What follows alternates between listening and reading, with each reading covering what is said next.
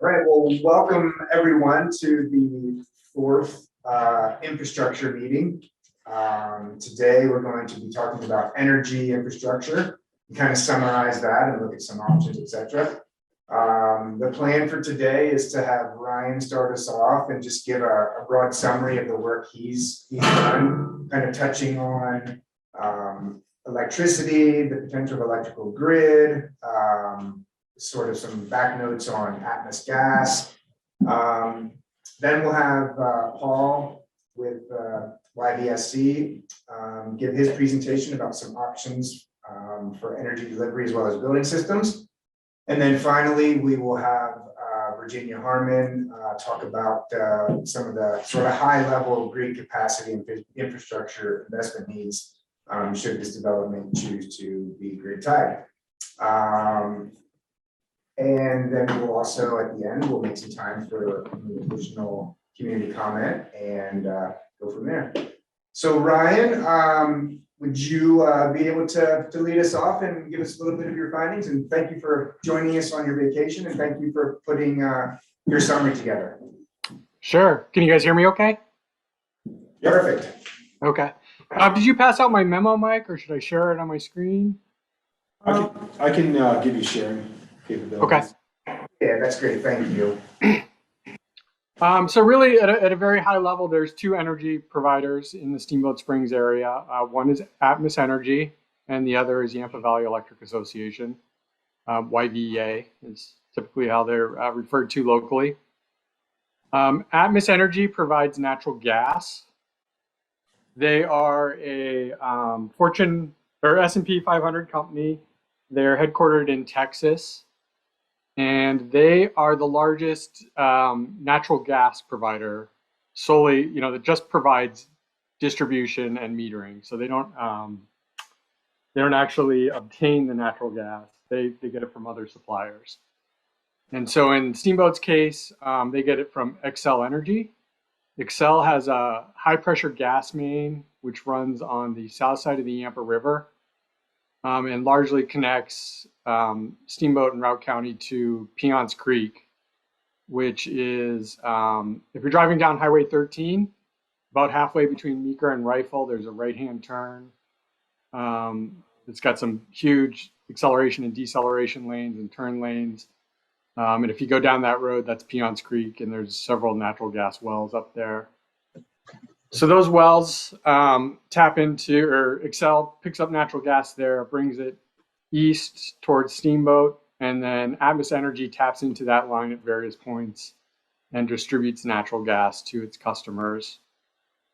With regard to Brown Ranch, they have, Atmos Energy has distribution in both Steamboat 2, and then they will also have distribution in Overlook Park, or Overlook Subdivision. So the east and the west side of Brown Ranch. They have indicated that they can serve Brown Ranch depending on the size and energy needs of the project. They'll probably need to do another connection to the high pressure gas main on the south side of the river. They felt like most likely, kind of the numbers we're talking at a very high level, connecting to Steamboat 2 and then Overlook, they would not have enough capacity to serve, 2,000 plus units. But until we make some actual programming decisions and are able to provide them with some energy loads, they won't be able to tell us for sure. Oh, do you want me to show my memo, Jason? Is that what I'm getting? Yeah, why don't you? You guys see that? Yep. Okay. So as I was just saying, that Atmos Energy really needs more detailed phasing and load requirements before they can detail the infrastructure and the costs associated with it to serve Brown Ranch. Atmos Energy requires that the developer pay for all required infrastructure improvements. So basically that means Brown Ranch would be on the hook for paying to get Atmos to serve the project.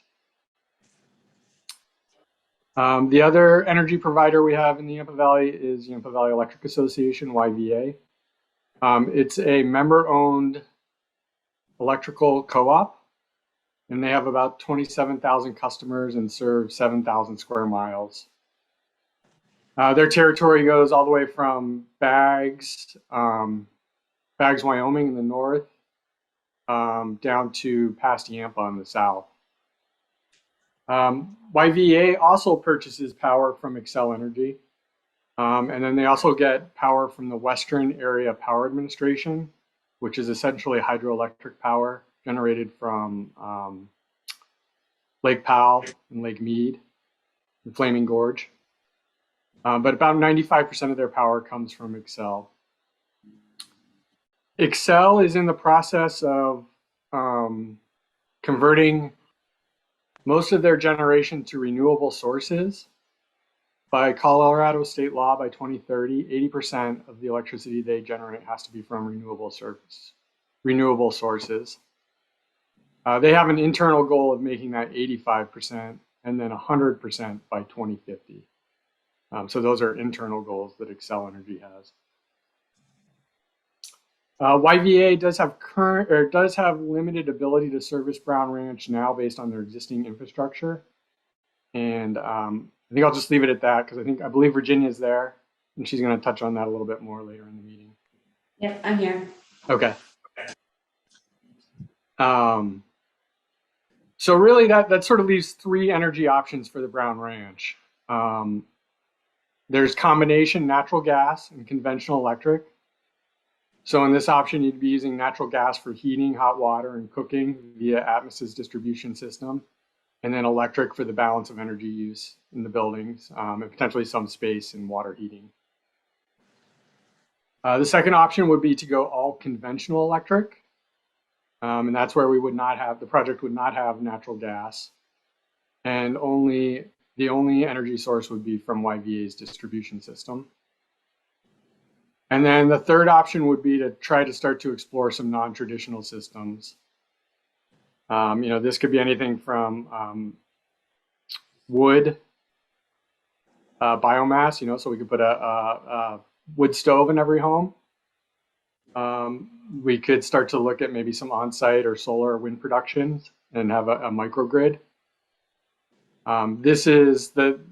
This option here is, I'm calling it non-traditional because it's not something that's off the shelf and that we can just say, well, we want to do this. We would have to start to dig in and research options, costs, and then probably try to find some grant money to help pay for it. And so all of this is really, what's really driving this is, how much energy is Brown Ranch ultimately going to use. And Take notes. yeah, so it's real hard to see up the lane. Once you get on the road, the pavement's action unless it's white, and it's really slick.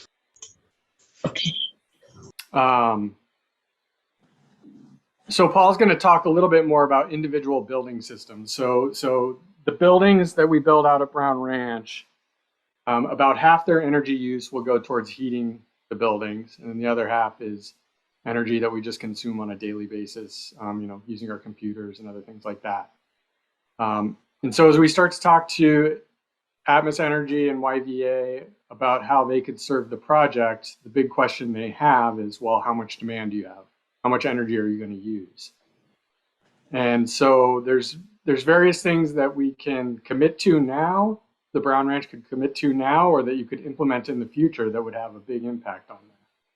And that's where Paul's going to jump in and talk a little bit about individual building systems and their energy use.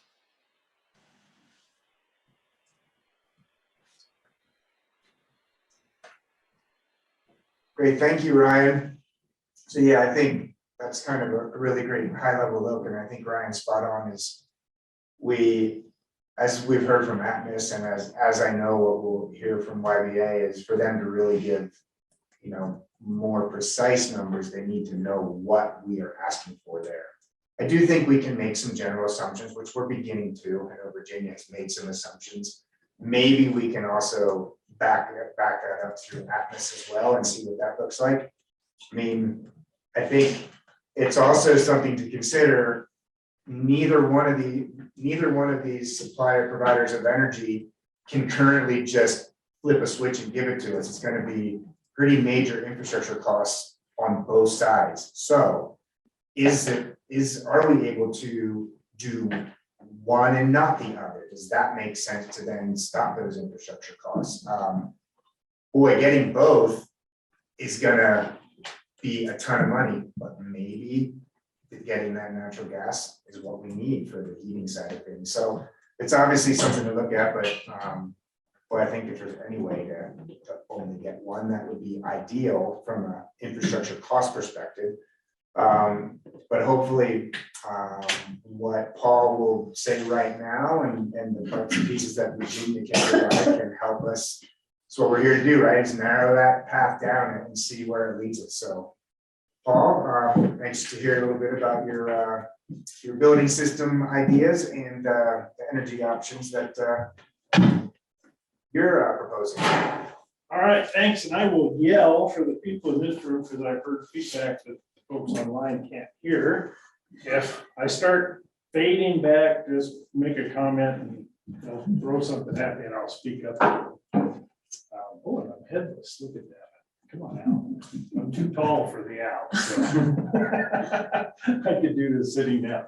So I'm gonna take what Mike and Ryan have given you and bring it down to another level of focus. And it's exactly the way Mike summarized that.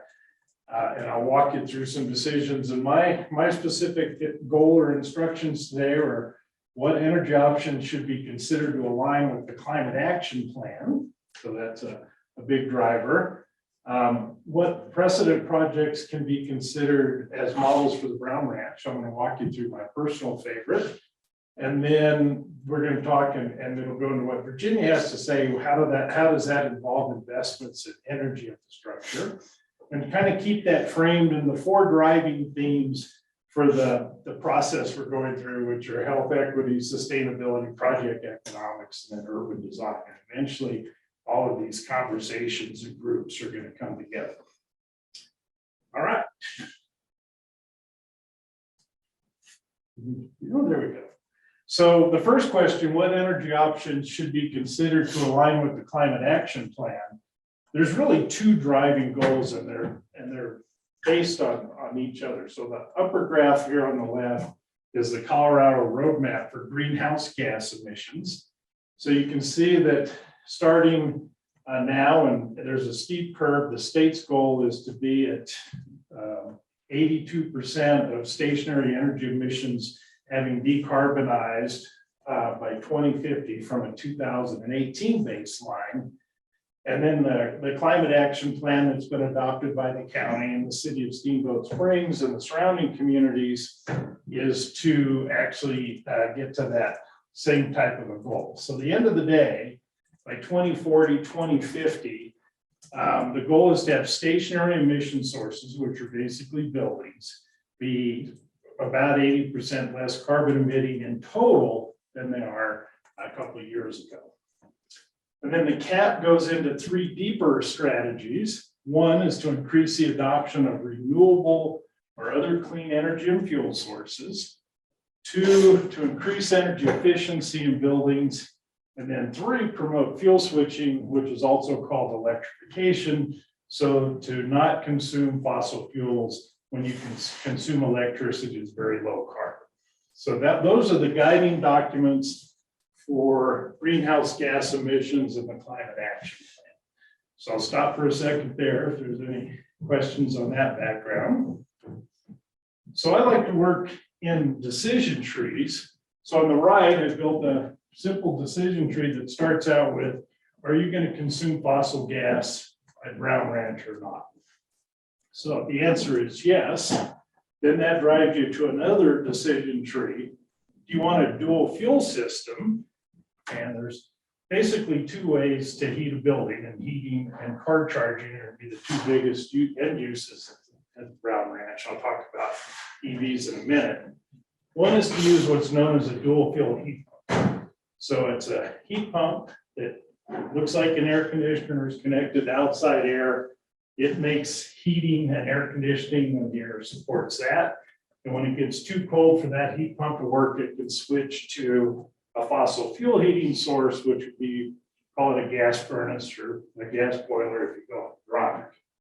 So that dual fuel system has, if you don't go dual fuel and you just stay with burning natural gas for your space heating and your water heating and your cooking, you're going to have the highest lifetime carbon emissions. So that's going to run opposite of the state and the climate action plan goals.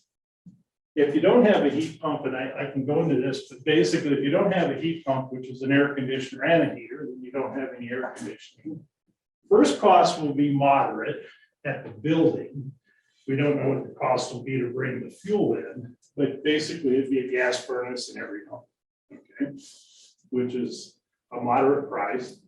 And then it exposes the development to future energy price risk because we don't know what natural gas prices are going to be 5 years from now, 10 years from now, 20 years from now. And as was mentioned, you'll have to invest in that delivery from the high pressure main to the burner tip in the development. So we don't know what that infrastructure cost is, but we know Ground Ranch will have to pay the full freight. So that's the like gas furnace, gas water heater, gas cooktop curve there. So if you do decide to go with a heat pump, a dual fuel heat pump, you have a higher first cost because now you've got two pieces of equipment, a furnace and a heat pump for the building. You do have air conditioning. You've reduced your energy price risk on the gas side, but you haven't eliminated it. And you have to make that investment in the gas delivery system. So that's kind of the second phase. And those are the dual fuel branches that you can go through. The other choice is no fossil gas. And that's going to drive you to either a heat pump solution, or it's going to say, which is the electric resistant heat solution, which is what's common in Steamboat now. So baseboard electric heat, and all electric storage water heater tank. And that has pretty low first cost from equipment. Baseboard heaters and standard electric water heaters are not expensive. So you'll have the lowest first cost of equipment, but you're going to have the highest operating costs vis-a-vis today's natural gas prices and today's electric kilowatt hour prices. Okay, so a high cost from an operating life cycle. So that's the no heat pump branch. And then if the heat pumps are included in the project, then that says there's two kinds of heat pumps. There's the air-to-air heat pumps I talked about, and then there's what's known as water source or ground source heat pumps. So an air source heat pump has a moderate first cost. So you're getting a heat pump for heating and for air conditioning. However, at today's technology, when it gets cold out, and we can argue if that's 15 degrees, 0 degrees, minus 15 degrees, all air source heat pumps on the market today eventually become electric resistance heaters because there's just not enough energy in the air at 10,000 feet for those units to meet the coldest day. So then your decision leads you to sizing the electric delivery system, which will be important to YVEA, just like you would size it for electric resistance, because you're going to have those cold days. You're going to need as much current as you would have had you gone the electric resistance heating route. However, you're going to eliminate that first cost to bring natural gas into the project and do the distribution in the project. Oh, what's an example of that air-to-air heat pump? Oh, there's lots of them. I used to be able to see one. So you'll see a mini split where there's a little fan outside a building, a couple little fans in a cage. So that's a ductless heat pump. You can see a big box. It's maybe this tall, and that's a ducted heat pump, and it's basically making hot or cold when the outside air temperatures drive its efficiency. So air source heat pumps have been around forever. The newest iteration is what they call cold climate heat pumps, where they're designed to operate at lower and lower outside air temperatures. That answer your question? Yep. Okay. So then if you don't go the air source heat pump route, then you can go, the only other technology available right now is called a water source heat pump, and or a ground coupled heat pump or a geothermal heat pump. And you can do those on an individual building basis. So each building is plugged into the ground with a thing called a loop. And you can have one heat pump, one loop per building, per meter. So if you do that route, so individual water source heat pumps, you'll have a low life cycle cost because those units never suffer from the cold outside air temperature. They think it's, 50 degrees outside all the time. But it's the highest first cost because each building has to pay for its own loop. Each building has to be sized for a loop for the coldest day of the year. And that loop cost stays with that piece of property, so it drives up the cost of the property. However, you get a really low electric demand. So, and I'll talk about that in a minute in detail, but you can cut out 2/3 or more of the demand you see if you went with electric resistance heat. And then the kind of top of the food chain from an efficiency standpoint is an interconnected water source heat pump district where all the buildings have a common system. So I call it a renewable thermal energy system, and then that system feeds each unit, each building. That has the lowest owner life cycle cost because they don't have to pay for the loop for a traditional water source system. It has the highest efficiency because diversity of demand, which means I may not be using energy because I'm on vacation and you are, but the system can modulate that so we have a higher system efficiency. It's a lower first cost than the individual building loop because you do it all at scale. So you may put all your boreholes in the ground over here where it's convenient for the driller to do his thing versus trying to fit those loops under parking lots and driveways and that kind of thing. And it will get you the lowest electric demand because those systems have a higher efficiency than individual systems, and efficiency reflects straight to amp draw. And then the interesting piece is I call it the fifth utility. Somebody, whether it's the housing authority, a third party, either the incumbent energy providers, needs to own that system and manage it and operate it for the benefit of the community.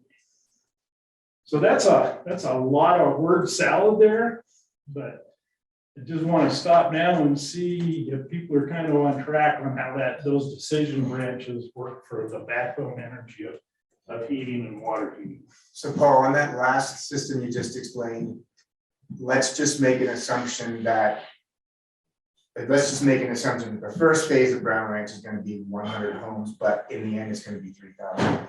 What does that system look like in its development and building? Can that system feed 3,000 homes in the end? And do you build that system to that level to start? Or what is in your mind? Is it different systems? That's an excellent question. So there's a really nice example of that at Colorado Mesa University, Grand Junction. So they started out with a water source system in one building. Then they built a little interconnection between that and another building. Then they said, we really like this. We're going to interconnect all of our buildings. Now, this is obviously existing buildings. So they put in an 18-inch water main all around the campus. And now they're adding buildings to that interconnected main as they grow. However, their thermal inputs, those bore fields, come in chunks. So as they add a building or two, then they add to their bore field. So sometimes they're ahead on their bore field, which just gives them more efficiency. Other times they're even with their bore field. They just kind of go back and forth as long as you design for the long-term development. And that's the advantage of Brown Ranch because you're going to have a development plan. And then you can actually, it's like an electric system or gas system. You can just plan for interconnections and tie-ins as you expand in zones. So does that answer your question? Yeah, that's great. And who in previous things like that, who tends to be the owner of that? Because I can't imagine that the housing authority wants to become a municipality as well. Maybe, but it's not the first thing that I think of as. So there's a Colorado is fortunate. We have a quirky little statute in Colorado. It says anybody who files with the Public Utilities Commission can own that system. So it could be the housing authority. The housing authority could create an HOA, to provide for all the services in the community, and the HOA could own that. The gas company, Atmos could own that system, YVA could own that system, a third-party operator could own that system. A financing group might install it and own it and take a monthly fee to maintain it. So once you go there, there's a whole other decision tree on who owns the system, collects the revenue, and does the maintenance, which is very low, by the way, because you're talking inner pipe and a couple of pumps. Paul, it seems like in the West, those sorts of things are typically not privately held. They're publicly held because of the risk of profiteering and the other things the PUC is supposed to prevent. So I suspect it could be a special district or a metro district, or the housing authority that then enters into contractual arrangements for operation, maintenance, billing, things like that. But tell me, these bore fields, how much land does it require? And you obviously can't build, I would think you could build things on top of a bore field, but you need to go in there and maybe fix things. And I don't even know, is it 1,000 foot deep or is it 20 foot deep? That's a good question, and that all has to be engineered is the non-informative answer, right? Because you can have 200-foot holes in the ground, you can have 600-foot holes in the ground.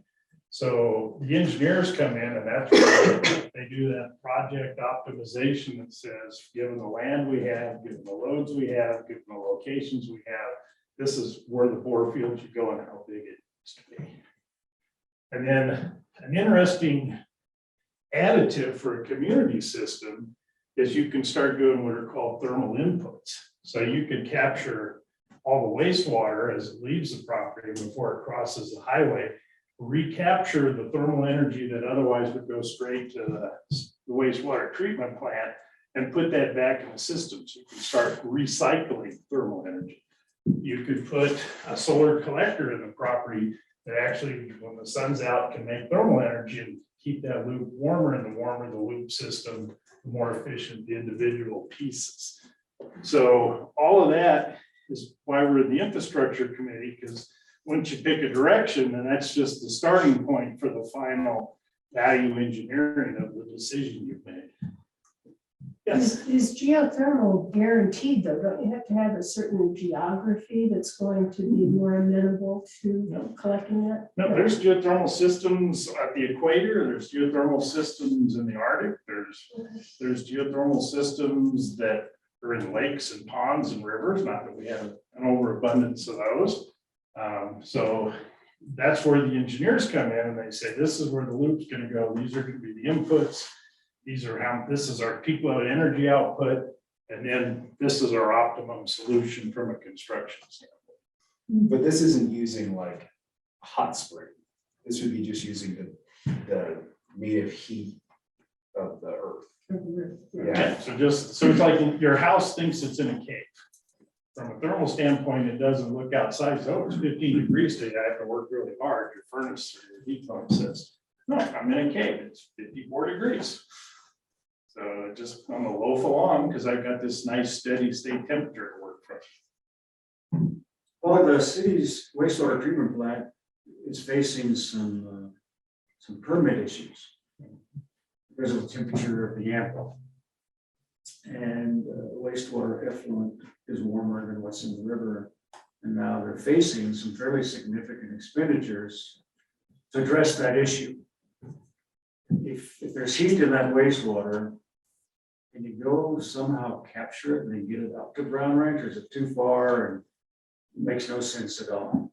That's well, anything's possible with money and engineering, right? But the first step is to capture the wastewater before it leaves the property, because you're close. And you run the wastewater, the effluent hitting the plant would be cooler than it otherwise would be in the winter. Right, and that plant is a few miles away from the site, so to capture the thermal energy there and then pump it all the way back up the hill, I don't know if that's cost effective or not, but it could be, but my instincts tell me it's not. But again, that's something that if you decide to go that path, then you start looking for other inputs and outputs. How would you collect Like what would it be, like a large cistern of effluent with like pipes running through it to collect that heat? Well, not pipes, but a plate heat exchanger. Oh, If anybody's curious, there's a company that the technology, one of the technologies came out of the Vancouver Winter Olympics a few Olympics ago. And it's basically a vault. So, and they put this system, it's called the Shark. If you want to Google it, I forget the name of the company that makes the Shark. So the wastewater, shower water goes into a vault, and it has the equivalent of, I like to call it a big garbage disposal that chops everything up so that it can go through a plate heat exchanger. And then they were doing it literally in a vault under the dorm buildings. So in other applications, they look for big sewer laterals, and there's always kind of collection points because they want to get into the sewer system, and those are good spots to put it in. But again, you can design for it. If your main sewer line ends here and the building's in here, and then you're going, quarter of a mile with nothing, then you want to put that collector as close as possible to where the loads so you don't just lose heat into the go. Right. So really with that geothermal system, what we'd be looking at is not bringing natural gas, still bringing electricity, and instead of the electricity being the space heating fuel, we would attempt to lean on the geothermal. Is that?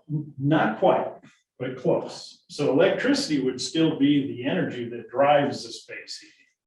But the efficiency of the space heating would be levered by using a water-based energy system, not an air-based system. And I'll show that in another And slide. do you feel as though, I realize what you said earlier about the air-based system reaching lower temperatures will then have a need for resistive heating to supplement that? Is that the same case with the geothermal system? You can design a geothermal system to not need resistive backup. You can design a geothermal system to need resistive backup. And then you do your value engineering to say, which is the best equation. Sure. Are you aware of any geological consequences of putting in all the boreholes? So define geological consequences. Well, there's a lot of shale here and, would that precipitate movement in the shale or Okay. earthquake kind of things? So ground loops, they're kind of interesting. The geological consequences in the industry that people worry about are caves, because you can't get heat transfer if your heat exchanger is in a cave. So we're not in limestone country, so I think we're okay there. The other is, and there's protection for that. You want to be careful punching through aquifers. So you don't want to create flow paths through aquifers from above to below or below to above. So each of those boreholes are grouted and sealed so that cross contamination can't happen. And then back east, especially in like Pennsylvania and other places, they have to be real careful because their shale has gas in it. So they have to be careful when they're drilling that they don't create a gas leak or an explosion. But here, there's geothermal at CMU, there's geothermal at the old hospital site, there's homes around here that have been geothermal, there have been contractors that have done it on and off, so we just had, that's where the drillers come in and say, here's the historic record, here's the state has a map of all the geology, and they just factor all that into their design. I don't know if that answers your question, but. Oh, I'm gonna throw something else out there. It's This is possible. fun. Yeah, it's possible. Right. We'll have to see what the economics show us, but it's possible that we're gonna go down to the river to pump non-potable water to grow grass. It's a summertime thing. Mhm. Heating is a wintertime thing. Mhm. You're gonna build a pipeline anyway, and it's gonna come from the Yampa. Maybe part of the year it could be hot water, and part of the year it could be river water. Or it could always be hot water. It could be wastewater effluent year round, depending on the water rights issues. So let's don't think, oh, we gotta build a geothermal pipe and another pipe for potable water and another pipe for irrigation water. There might be potential to do some seasonal things. Exactly, and at Colorado Mesa, before they put water on their ball fields, they're using that water that they're gonna irrigate with air conditioning. So the water, they're already paying to pump the water's already next to a building or two. And so they have little plate heat exchangers that actually tap that water stream as it goes out to the ball field to provide air conditioning and water heating for the buildings. So that's a water-based system gives you, I like to call them on-ramps, gives you lots of on-ramps to bring energy into the system. Or here, I don't think we're gonna have to worry about it, but if you were in a warmer climate, to dissipate energy when you have too much. If you put a hockey rink out there, I haven't heard that many discussions yet, then you're making ice, which is throwing off heat, and you can put that heat right back into the buildings because you're interconnected with a water system. The grocery store is another good example, a lot of freezer and refrigeration cases, so they tend to be net energy sources. You can capture that compressor energy, put it in a water system and use it to take showers in the morning. Annie's shaking her head, she's thinking, this is rocket science. This is beyond You my know where, capability. seriously, you know where I am, I'm like, where does YBA get its electricity in the first place? We purchased it from Excel Energy. That's who we have a contract with. And where does Excel get their energy? It's a wide variety of sources, but it's a mix of different sources. But to the point earlier that who was it that was talking earlier that made the point? Yeah, Ryan. Excel has goals that are, mandated by the state as to where they're going to be getting their energy, or at least what portion of it's going to be renewable that year. So that's changing. That energy resource is changing. I guess. When people say that electric energy in the house is 100% clean, that's really not I don't know. true, right? I don't know that anybody ever I says don't- 100% clean. They might say it's efficient. Okay, Efficiency and renewable attributes are two different things. Okay. Yeah. okay. So when Paul's Good. referring to That's the good. geothermal heat system as being a more efficient electric heating resource, I mean, I think that's, the efficiency is different than renewability. Thank you. And Excel owns a piece of that Hayden Park. It's several owners. They do own a piece of it, yes. So when you go to the airport, that power plant is partially owned by Excel, Okay, and it is coal-fired at this time. And that's one of many that they own a piece of, or all of. Yeah, I mean, and they've got resources all over the country, Excel's a huge organization. right. But the generation mix is changing because of the state mandates. So what they have today is not gonna be what they have in 5 years, I mean, honestly. So. Yeah, and their goal is to reach 80% 85% by 2020. Guess they're mandated at 80, but their internal goal is 80% renewable. Mhm. Our power mix that we currently purchase from Excel WAPA, we are at, what we provide to the homes around here is Right. currently 40%. 40% renewable. And do you request that from Excel? Do you say we want the energy that we purchase to be That's X just the amount? mix that or they're is providing that us. I just don't know a if that's mix? if it's a portion of our contract or not.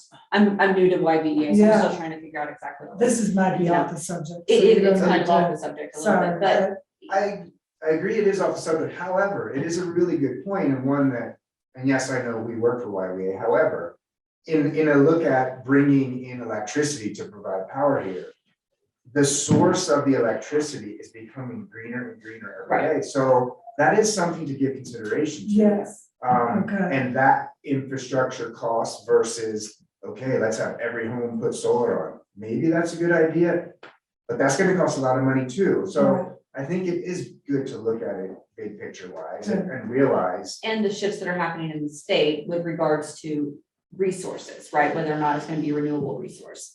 If the state is shifting that direction, then all the resources that you're gonna get from a local utility are going to end up being green by the time we get to 20, Because there's sources. whatever, anyway, because Yeah. we're gonna be required to. Yeah. And I think all of this ends up It's helpful coming to me. into, I don't understand any of this, which is why I'm here. I think it comes into that organizing principles that the steering committee came up with, which is like the top line of affordability, right? We want to be producing homes that are both affordable to rent or own, and then also affordable to heat and live in and all of that. So that's a component of it. And then we also below that have a sustainability goal. So this is kind of one of the areas where the rubber meets the road between those two things. And I think that there's quite a bit of analysis that needs to be done to figure out, is the sustainable thing also the most affordable thing? Or are they at odds with one another? Or, that's going to be the real difficult, and we'll be getting into that analysis later on in the coming months. But ultimately, that's going to be, one of those areas that we can either have these like amazing synergies, or we're going to have people just like, it's going to be totally at odds with one another. And I'm hoping it's in that synergy position, but I don't know. Yeah. And you bring up a good point, because looking at visions and priorities, the number one that the steering committee created was affordable and attainable. Now, can they come together hopefully, but. Right. Exactly, which is a great segue to the next slide, so. So this is where Virginia's and YBA kind of need to see what's going on, so that you go to a utility, and used to be one. I need power, well, how much power, and how far are you from where we have power, right? So I did kind of just a high level analysis, because electricity is basically measured in amps and kWs and kWhs, and I don't want to get into all the differences. But an electrician will say, tell me what's in your home or your apartment, and I'll tell you how big your panel has to be rated in amps. And then the electric company is going to say, if that's your maximum amp draw, it probably better be ready to serve. So it's that's a very simple way to say how we size electric systems. And then the question that's going to be on the table is, does a smaller electric system, as far as total amp delivery or kW delivery cost, is it linear on a cost reduction? Is it just a little bit different? Is it exponential? So I wanted to get to the point, what could you do with the best technology available today to size the amp panels for a house? And you have to start pounding some stakes in the ground. So I said, let's assume this is a 1,500 square foot house built to better than code, or at the new code standards. And that would have at our coldest day of the year, a 48,000 BTU per hour heat load. So you need to pump 48,000 BTUs into that home at that coldest design. And we won't know what this number is until we know the mix of houses and apartments and square footages and all that kind of stuff, but you have to start somewhere.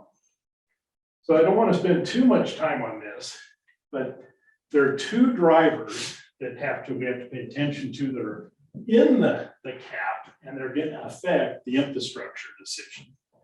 So one is, we want to have 95% of all the cars, all vehicles registered in the county be electric by 2050. So by logic, you could say, well, then 95% of the vehicles parked at Brown Ranch at 2050 are going to want someplace to charge. That is going to become the single biggest potential electric load in a building or for an apartment or for your garage. So we have to keep that in mind. The good news is chargers are smart, so they can actually change their rate of charge or their consumption of electricity at demand from some, down to about 7 to 22 amps. So if you just plug your car in and it's a dumb charger and you want to get charged up in 3 or 4 hours, you're going to have a 22 amp panel. And that's like having 2 hot tubs on the deck. So it's going to be like, ooh, okay. But by having a management system like all the Teslas have, you could actually let that charge flow based on your demand. Clothes dryers, there are heat pump clothes dryers, believe it or not, and there's kind of like dumb resistant clothes dryers. And you're probably not going to be able to tell people which one to put in, right? But maybe you can. So they run from 4.4 to 5.5 amps for the standard ones. And a heat pump dryer uses half of that because it's a heat pump. Okay, so they're down to 2 amps. And you can follow this through. Here's where I show that air source heat pump and baseboard. On the coldest day, they're the same. So you're going to size your panel and your electric delivery system the same, whether it's an cold climate heat pump or a baseboard. And my math came up with 14 amps for the little example I ran. Now this water source heat pump we'll probably run it 4, but just to be cautious, I said, well, maybe it'll run at 6. And there are heat pumps that'll do heating and water heating with the same compressor. Your next biggest load is plug loads and kitchens. The stove oven is really the tough one.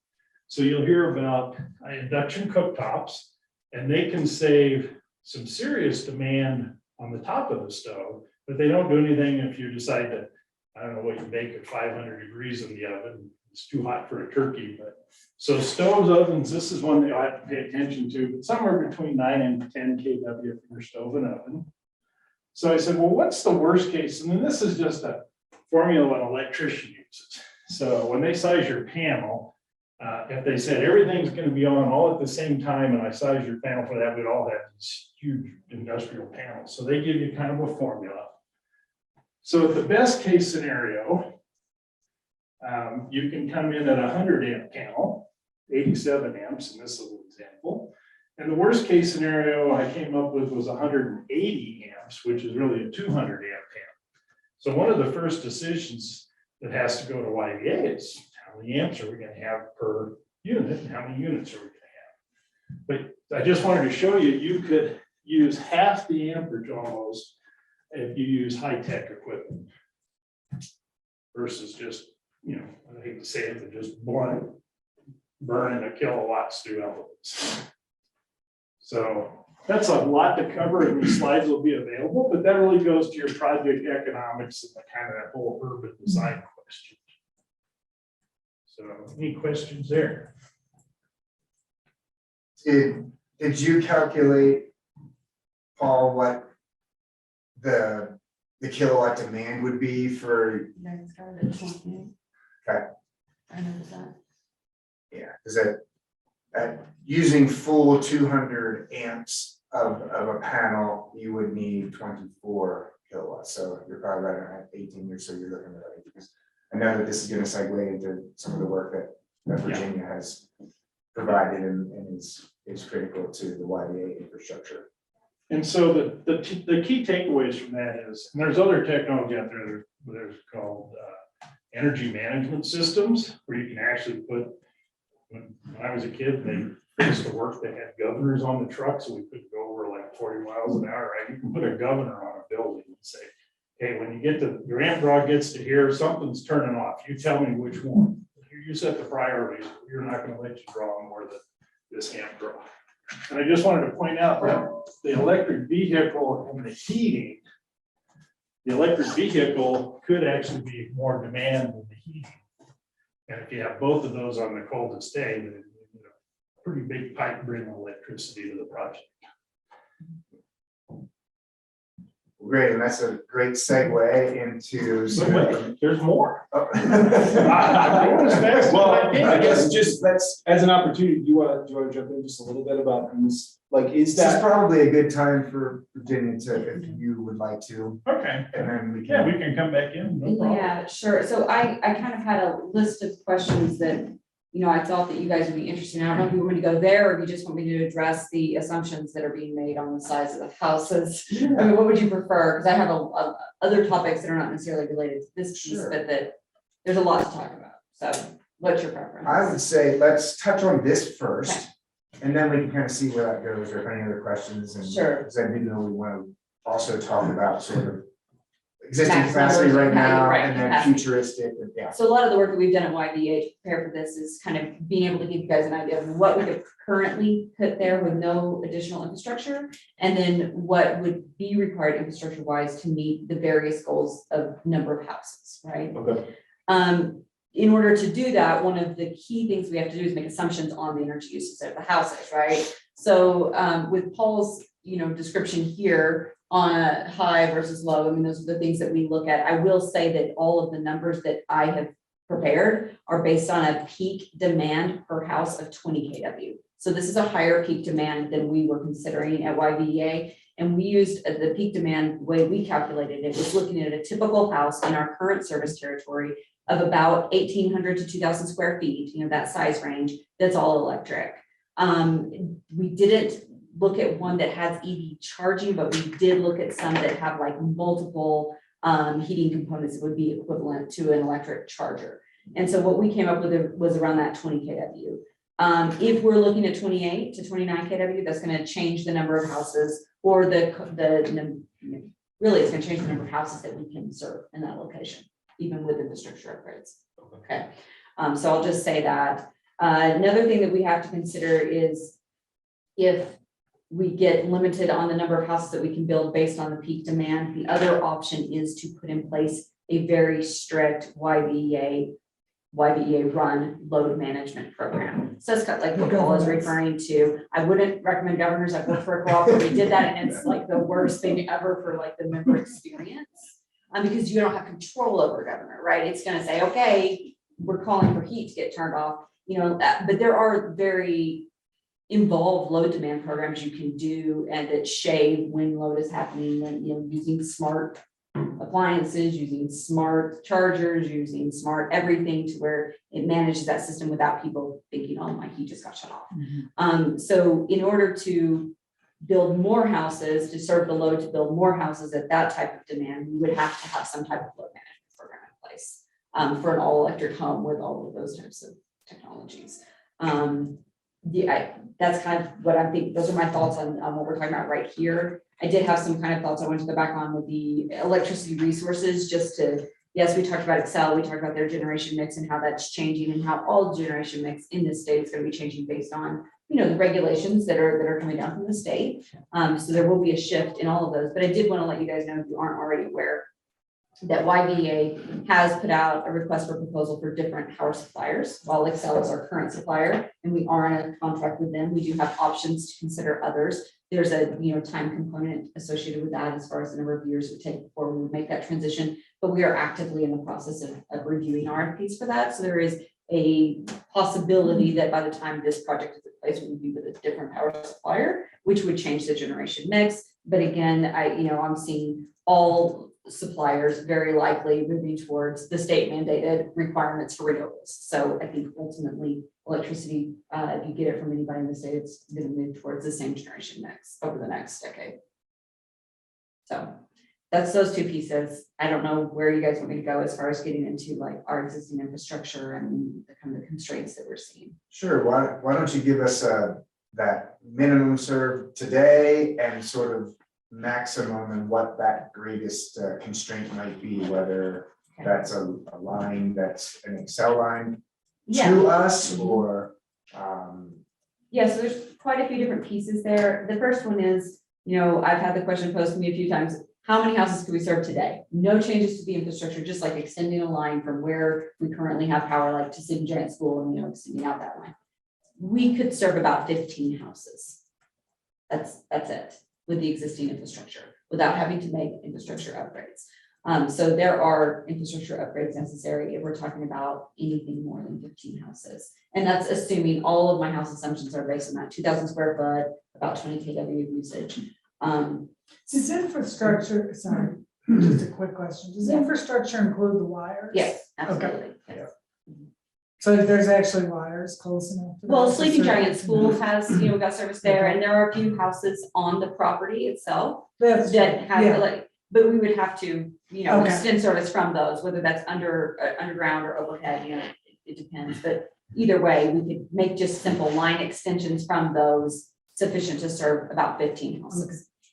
Beyond that, you're looking at upgrades to our system, and there are several different limiting factors. So I'm going to go on and talk about all the limiters, because I know, there are different things we have to consider. First off, there's the capacity of the distribution line. That's the typical lines that you guys see that go all over the place that are serving our houses and businesses and everything. So there's capacity limitation there. There's also a capacity limitation of the substation that would feed this area. That's likely Airport Sub, which is located near the airport. It has capacity constraints. There's also capacity constraints beyond that of the transmission line that feeds the airport substation. Okay, so it's the next level up. And then beyond that, there's a capacity limitation of our delivery point from Excel. So the big pipe is the delivery point from Excel, then it goes down to the transmission line that feeds the substation, that smaller pipe, and the smaller pipe is the substation itself, and then all the way down to the distribution feeders. So each one of those pieces of the infrastructure has limitations, okay? So the big piece that's triggering the need for upgrades is the substation itself, all right? So we don't have a distribution system all over there, we just have a couple of feeders, so those obviously would have to be upgraded for anything above 15 houses. Additionally, we would have to upgrade the substation itself for anything above 15 houses. That's where we start looking at the significant infrastructure cost. So And then upstream of that is the connection between. yes, the connection to that substation, the delivery to that substation, and then beyond that, upstream, that would be the actual delivery point from Excel, which is huge, okay? But there are limiting factors in each one of those. So when looking at the current infrastructure that we have, because I know everyone wants to know how many houses we can do, right? So with our Excel delivery point, we have about 40 megawatts of capacity left at that delivery point, okay? So that's the number one constraint. We can't go beyond that without triggering a massive project that is no one's even really considered, right? So with that constraint in mind, the peak demand of 20 kW per house, which is a little bit less than Paul's model, obviously, we could serve about 2,000 houses there without triggering the need to upgrade the delivery point from Excel. So that's just with doing one substation upgrades, okay? But is that 2,000 within your entire area? No, or? it's 2,000 at that location. Okay. Yeah, because some locations would be off of different substations, right? Got it. And different substations can be served. We've got 3 different delivery points from Excel. That particular one that we're looking at with Airport Sub, which is definitely where you would be fed from, Okay. or building a new sub would be from that single Excel delivery point. Got it, yeah. Okay. Sorry to interrupt. No, it's totally okay. Granted, that 2,000 homes is you can also back out the amount of power used in that and say, Yeah. okay, we're gonna do one grocery store and 1,000, like, Right. so Yes. she's trying to quantify. It's a power budget, yeah. Yeah, so, right. Right. And so, right, that's a really good point. The 2,000 homes is still, it's based on that size and that assumption of 20 kW. If these houses come in larger and a higher kW, we can do fewer of them. Small. If they're smaller, we can do more of them. So, it really depends on what type of housing stock you guys ultimately want to put there. And like you said, there's commercial there. That uses more than a typical residential. So, you've got to kind of balance. That's our total ability to feed the area.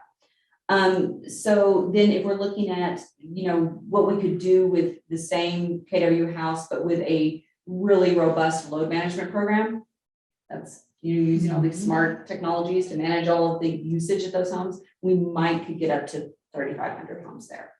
Okay, but that's not going to be just like you and I going home when we have complete control over when we plug things in and when we run our dishwasher and when we run our dryer. It's going to be a load management program that it'd be very robust and we could possibly squeeze out 3,500 homes at that. Okay, but that would be it's not a carte blanche. We can do 3,500 or 35,000, Yeah. 3,500 homes.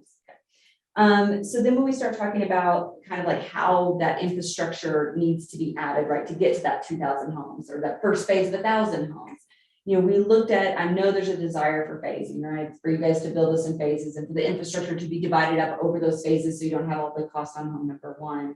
The best that, that we could recommend is kind of giving you what we think would be ideal for this particular situation.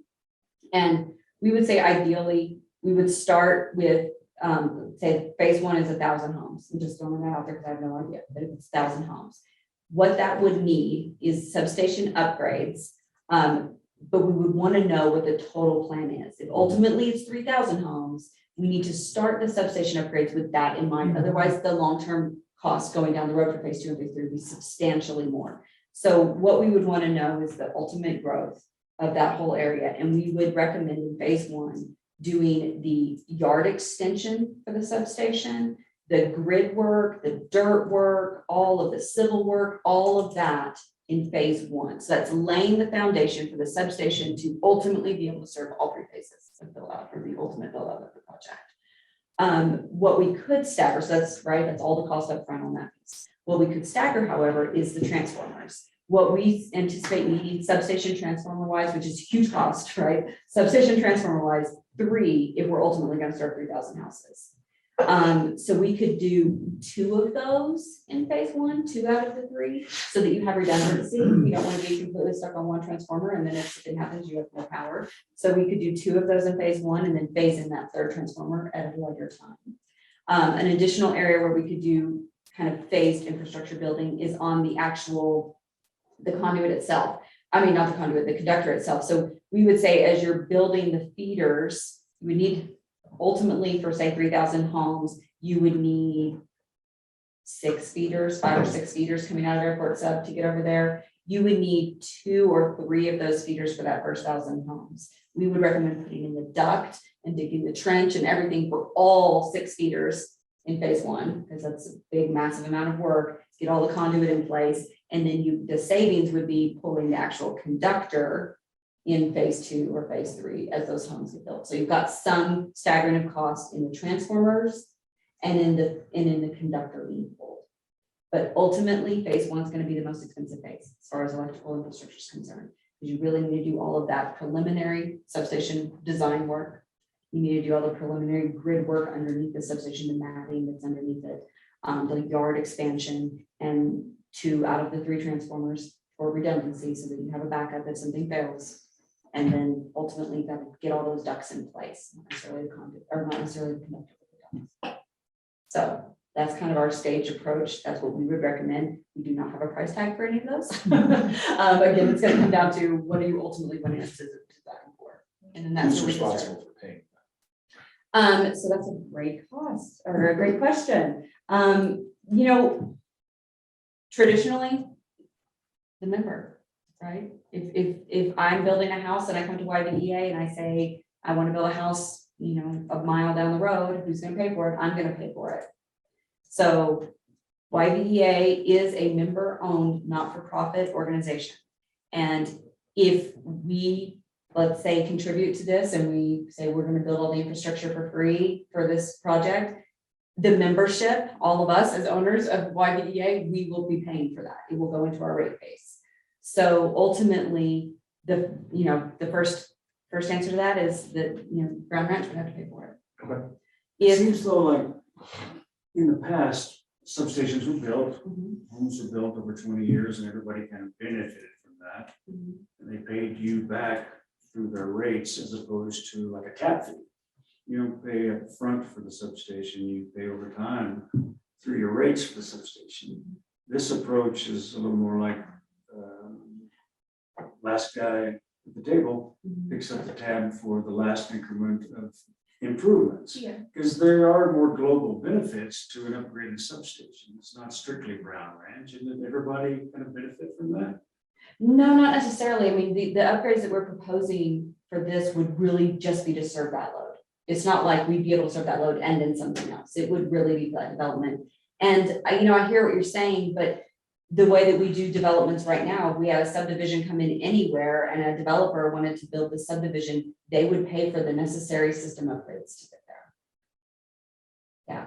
Is there a contract, or can you say, okay, we'll pay you, but we want to pay over 20 years? Or are you going to say, hey, no, we want it all up front? Or I mean, we have to pay for it all up front, right? YBEA has to buy the materials and do the work. And so the upfront cost to the membership is real, right? It's real infrastructure that we're doing, and we have to really pay for those things.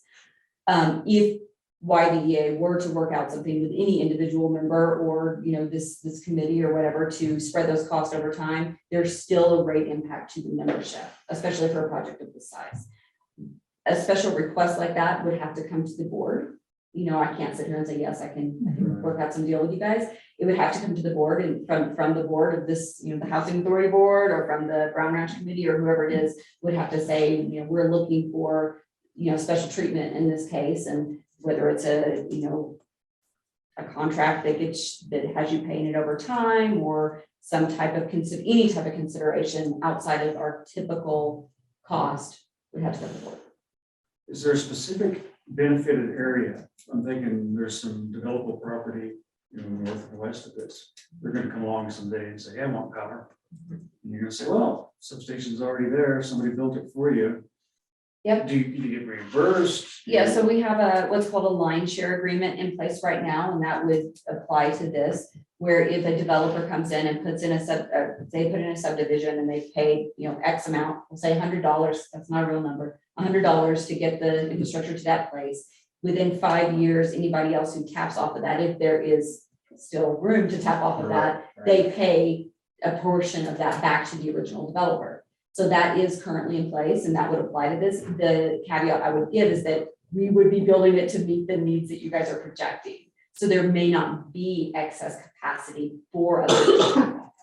And it could potentially trigger the need to go back to the delivery point of transmission, Right. right? To bump it. I mean, right, that's the next thing up is beyond this number of houses. And it's, you know, if you guys say we're only gonna ever build 1,000 houses there, then yeah, there would be excess capacity. If it's the 3,000 houses, there is not excess capacity there, even with these infrastructure upgrades. Unless, you know, without triggering the transmission upgrade or the delivery point upgrade.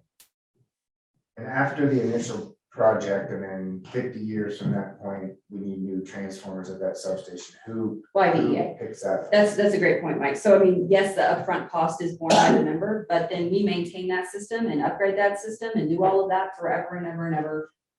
At no cost to the member, right, in perpetuity. So, I mean, that's what we all benefit from with having YDEA as our power supplier. We might pay for that infrastructure up front if we are building in place, but then long-term, if the transformer goes out, if anything happens, the line needs to be upgraded, that's YDEA's cost and it's built into it. Yeah. But It all comes down to economics. You kind of It have to does. compare that and what you're gonna tell us it's cost to Paul's geothermal idea, Right. where it's some blend of one or another, and so. you know, you do your economic analysis and hopefully it falls out. Yes. Usually not that easy, but that's one. And you know, what I would say is something that's really important to remember, because I know a lot of times people do say, well, what if I build solar? If I build solar there, then you won't have to supply me as much energy. We have to build the infrastructure to meet that peak demand. So even if, let's say you guys put solar panels on all the houses to knock off the kilowatt hour usage, if those solar panels aren't going, you still have that peak demand. We still have to build the infrastructure to serve that. If you're interconnected to our grid, we have to build it to meet the peak demand.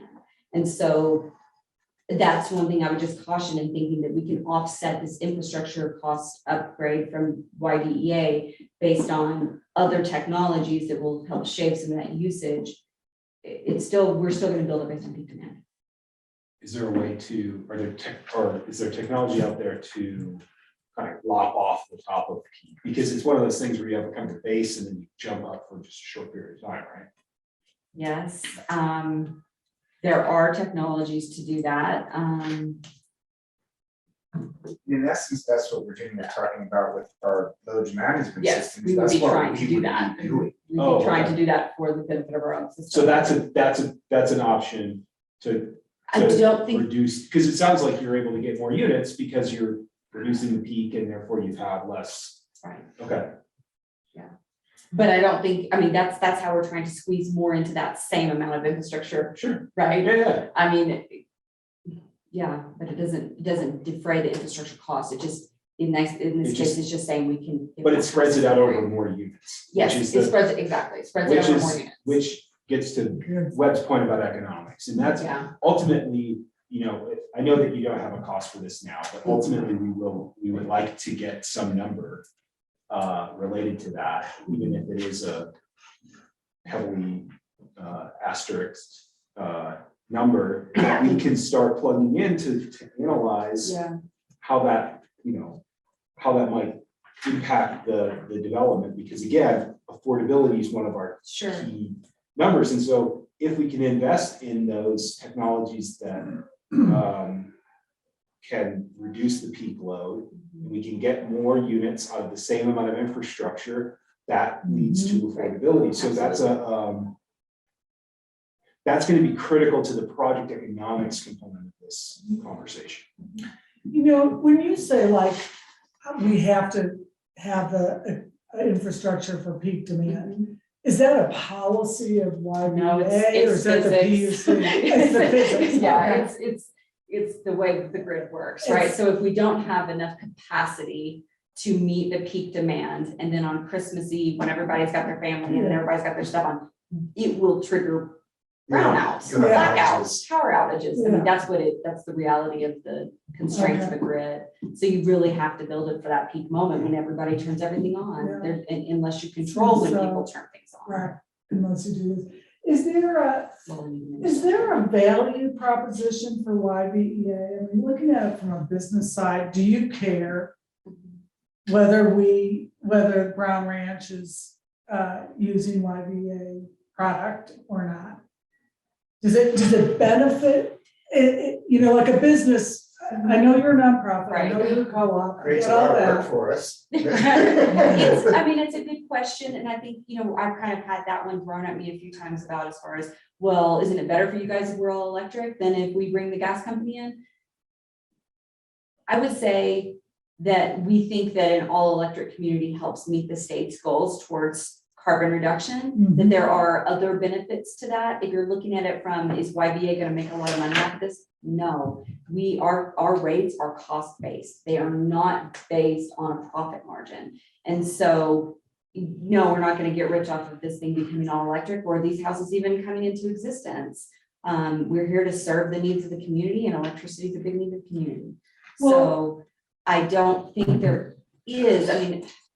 And you would, so realize that power companies there's IOUs Yes. and there's co-ops. So you're coming to a good point. Right. If you are sitting at a table with the IOU, absolutely. 'Cause They they- would stand to make money. Yeah. And that's what the lens that they would be looking at it Yes. from. Not the case with YBA.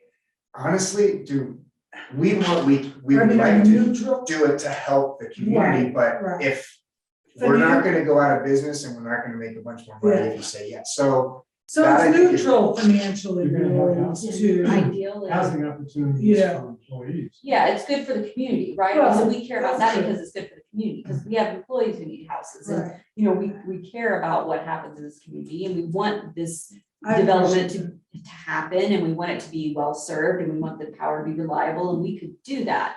But financial benefit to us, no, Yeah. I mean, that's not the Except- co-op model. Would it benefit, so if I'm negotiating with Excel and I need to buy 1,000 units of electricity to service my area, YBA needs to buy 1,000. Excel says the price is X.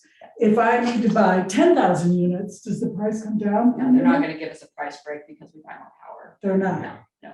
Well, I mean, that's unusual They're in gonna, business. they're gonna charge us Usually you get a more. price break. They're gonna charge us more if that power is used all at the same time. Yeah, because the demand, right. it's So now they just- have to, sort of Yeah. like the conversation we're having, they have to produce to that level and have that ability to Okay. give to us. So it's not a benefit to the rest of No. Steamboat okay.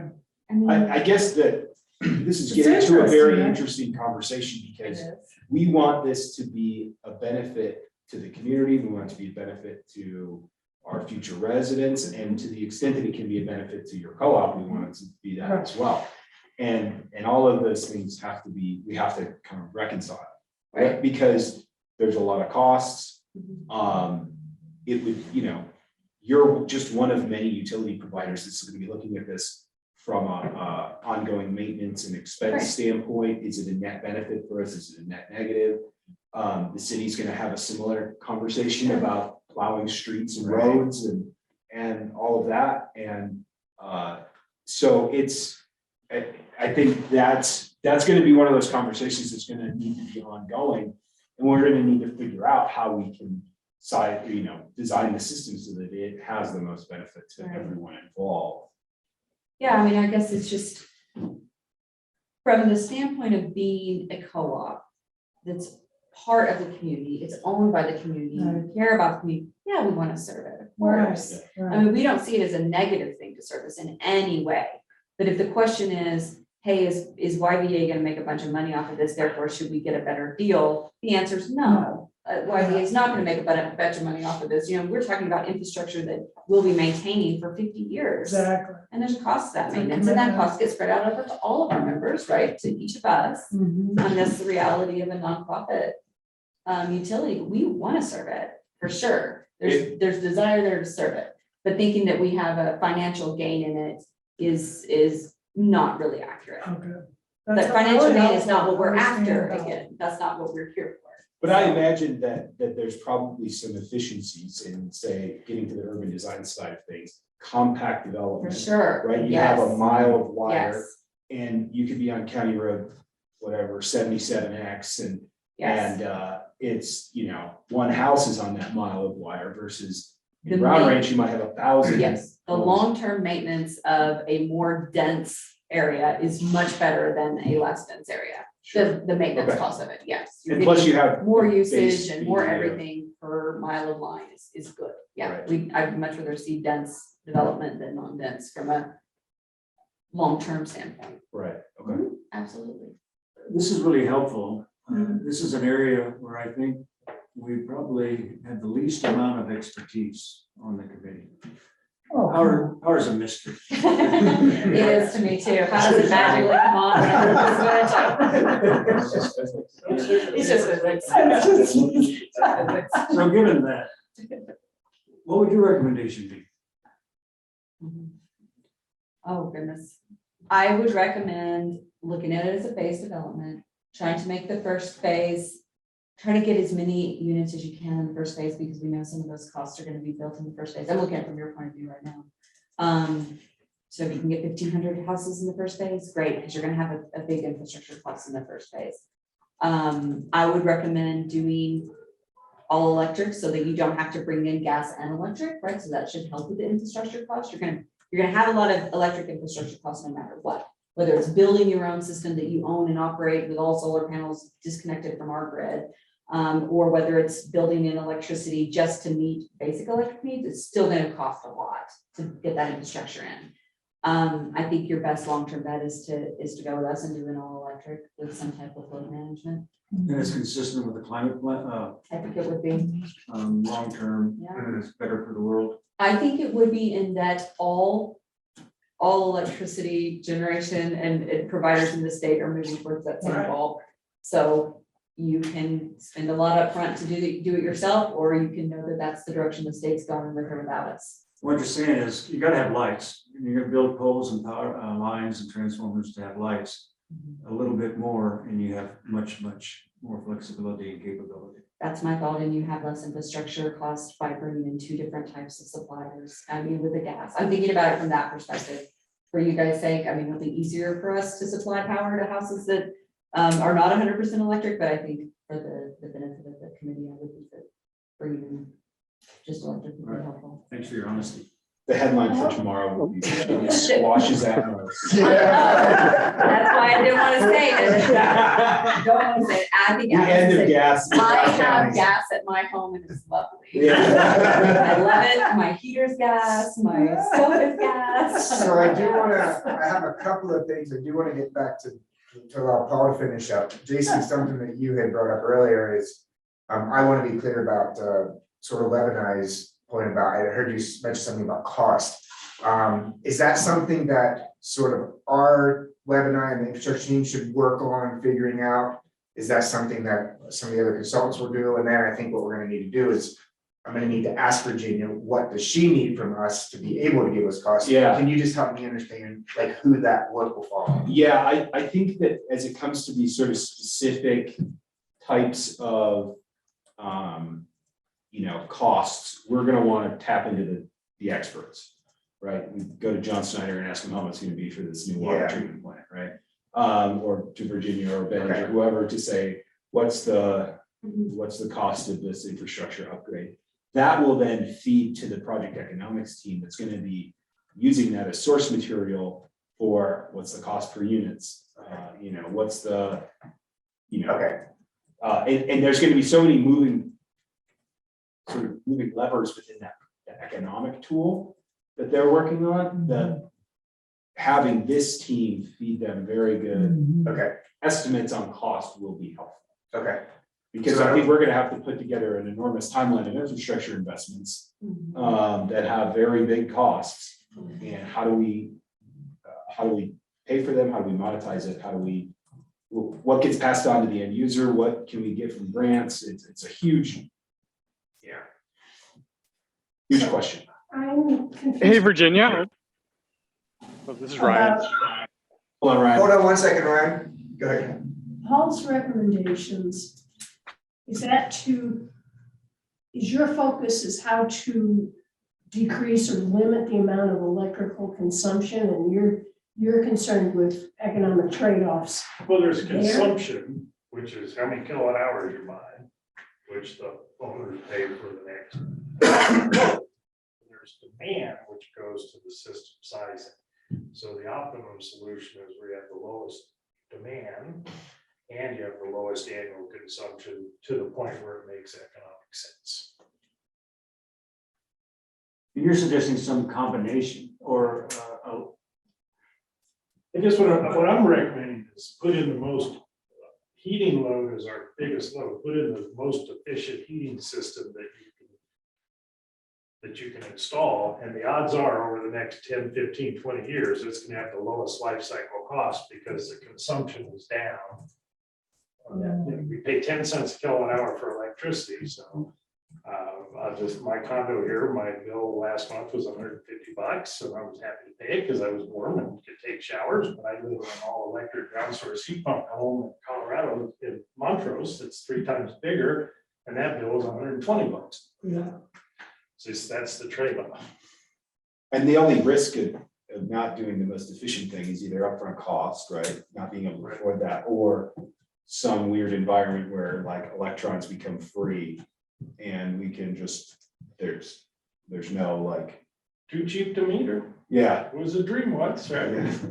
So I'd also like to express my concern that YDEA has not factored in electric vehicles. Has not factored in what, I'm sorry? And the electrical consumption of electric vehicles, that is like huge. It's huge. I have an electric vehicle, so I totally agree with you. I think that it should be, when we are looking at the 20 kW, we didn't look at a specific home that had one. We were looking at real data, like our real usage here. What we did is we looked at a home that we knew had 2 other types of electrical usage that was the equivalent of an electric So we vehicle. did factor. Okay, So so it's- you're talking. Yes, It ma'am. is. Yes, ma'am. Yep. So I just wanted to clarify, it wasn't looking at a home with one. Okay. It's a different type of load, but essentially the same usage. Yeah. And that's where we came up with our 20 kW. So it is technically, it is in there. We definitely see electric vehicles as being something that's going to, significantly change, the needs for electricity in this area. Just out of curiosity, what was the heat source of the model? All, Yeah, they were 2 garage. but not that, the heat source in Big. the house, it's a, electric, the house that we were comparing. Was it baseboard heat pump? Yep, the baseboard. Okay. It was baseboard with additional 2 garage electric heaters. Yeah, we're looking at the, like, a kind of a worst case electric Yeah. home here, This individual we knew is using a lot, and Okay. Well, and I think this gets to the point that we've been making with a lot of different stuff, is like, what's the common denominator for a Brown Ranch unit? Is it a 20 Exactly. kV unit? Right. Is it a unit that uses whatever EQRs of water and wastewater and all of that? Like that's gonna be really important information to be plugging in. And that's gonna be informed by the urban design group and what type of units we're talking about, and how compact the neighborhood's gonna be, how many shared walls we have, all that sort of stuff. And so, we're getting to that. This is all cumulative and working towards that. What maybe someday we'll be able to like hold up the Brown Ranch unit and say, it consumes this much energy, it consumes this much water, it produces this much effluent. and that's really a good point, because Paul's comment about the 48,000 BTUs, Yep. he made a point to say that was a really well insulated above code home. Right. If you take normal numbers today, that 48 is in a 1,500 square foot home, they're saying in zone 6, 7, it's like 50 to 60 BTUs per square foot, that becomes 90,000. Yeah. So Paul's already building in really great efficient. Which lots of is more insulation. expensive bill. It is more expensive, but Just- Before I forget, Virginia, we will need to have a better understanding of this load management technology. It seems like that is a logical addition to accomplish our aims. Again, black box that none of us understand, you're gonna need to help us see what that might mean, what it might cost, its impact on the customers, upfront, long-term, on and on and on. We'll need your help on that, I think. and the good news is, our friends at Holy Cross Energy are deep along into this technology currently. I watched a webinar yesterday that they displayed it to us. So it's out there, it's available, it is new to us. Mhm. But I agree, Webb, that's something to explore deeper. And that's system wide for them? No, They do have well, they have assets. some of theirs are system like that. Yeah, they have assets and a platform, a software platform that they can discharge assets and curtail assets, and it's pretty cool. Wow. Ryan, you had something you wanted to jump in on? Oh, Virginia, could you elaborate, maybe not right now, but, or if you can in 2 minutes, the timing on that expansion of the substation and then when someone has to actually write a check? So. No.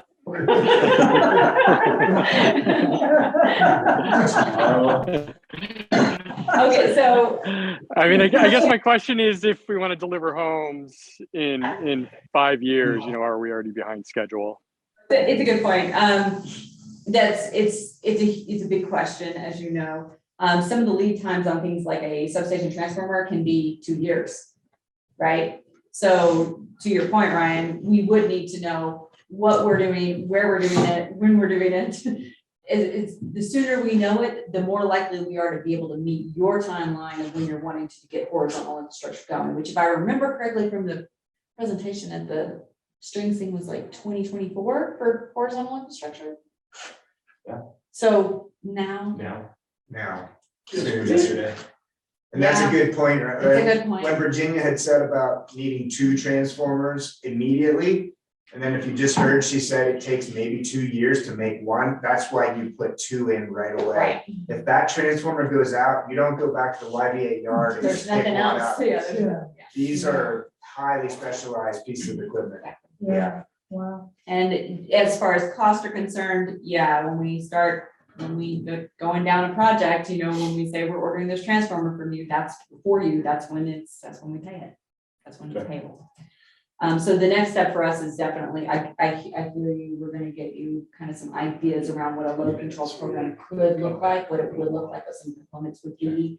That will be easier to develop as we go than like, here's the infrastructure cost, here's what we need to move forward. That's the piece that's gonna be more time sensitive. And And we'll bring you some more information to help drive that. yeah, because we overall can't cost. give you Sure, a we cost at all understand. until there's some type of. Okay. Well, did you do any of that cost work for the previous Mhm. developer? Yes, and this number has been thrown around, so I'll throw it around again. 9 years ago, I'm gonna put all these caveats on it. 9 years ago, Steamboat 700 was looking at the same plan, the same place, fewer units, right? But larger units, so probably around the same amount of usage. And 9 years ago, our back of the napkin estimate for that was $25 million. So that's 9 years old data. Yeah. Was that everything substation plus on-site? At that point, we were looking at potentially a different substation, a new substation. This, right now, I'm looking at feeders off of an existing and just upgrading that, which I hope will result in some cost savings. But me saying 25 million is not me saying that's what it's gonna cost. It's me saying that's It's what like it was. 2.5 million, right? Yeah. I didn't say 2.5. But that's the best Yeah. information I have from a time that I wasn't here, and it's nearly a decade old. Yeah, I understand. Just seems like this is such an opportunity to be a demonstration community for big philanthropy and, people that really want to demonstrate energy efficiency and blah, blah, blah, sustainability and, I don't know. We Potential out there to subsidize these. Yeah. Yes. Is what I'm saying. Yeah, like with the big picture, like ground source, interconnected ground source, he's obviously like the top of the top food chain, right? Somebody's gotta be like super Like excited. Bill Gates, Yeah. seriously, having somebody that just says, I want to change the world and I need a demonstration community to help show. And that's the thing that YBA is also really interested in. We'd love to partner in something that is a showcase Exactly. neighborhood, right? A showcase community. Right. Those showcases do cost money, so you do have to have somebody pay for it. So if there is though an opportunity for, grants, and you guys are going to pursue grants to make it really unique, and we would love to be a partner on something like that. That's creative and that's new and that's a showcase. But Can you call Bill? I was actually just gonna ask you that, Yeah, if you could introduce us. I could make a phone call. Cool. Yeah, the governor was excited. So he said he had a wallet, didn't he? I feel like we're gonna be stretching that wallet real thin. Well, we have reached time here today. I do want to be conscious of that. I apologize, Paul, that we didn't kind of finish up your piece. Would you like us to make some time at the beginning of the next meeting to finish up your thoughts? Does that seem? Yeah, I need about 10 minutes because I'm kind of at the capstone. Real quick though, well, no, yeah, let's just do that because I don't want to run people online. Yeah, let's do that. We'll make 10 minutes. My apologies for not trying to keep it a Give me little tighter. 15 because I'll have to start. Okay. polls. We'll give you 15 at the front end and piggyback off that, and then we'll get into our next topic. And my Well, this is- apologies for not getting to you for the rest of that call. And thank you for your preparation and your information. This is clearly a big topic. I mean, this appears from the discussion that we've had on infrastructure, this is the Yeah. winning factor Right. at the moment. So, Yeah, really good point. Right. I think it's important that we give it the time that it deserves. Moving it back to a number of units. Yes, Okay. exactly. Yeah. And Yeah, right, because- the other thing is, you can produce more electricity, you can't produce more water. So, Good there's, point. it makes, it's different, it's not the same, but it's, as far as like ability to go out there and start subdivision, phase one, this, I believe, is probably the limiting factor. Yeah. It's okay. Hey, Mike and Webb, this is Ryan. I don't have the schedule in front of me, but I think there was a joint sustainability and infrastructure meeting on the agenda and stormwater for the two remaining ones. Does that sound right? No. It might make sense to flip-flop those and have Paul talk about energy and then go into sustainability and then Okay. stormwater.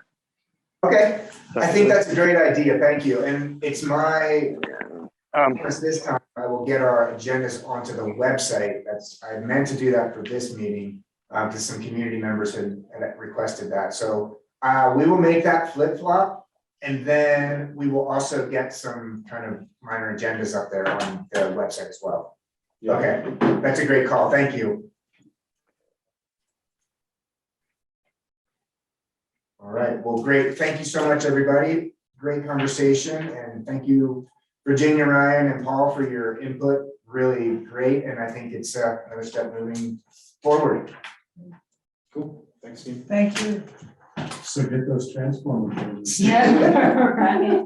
Well, let's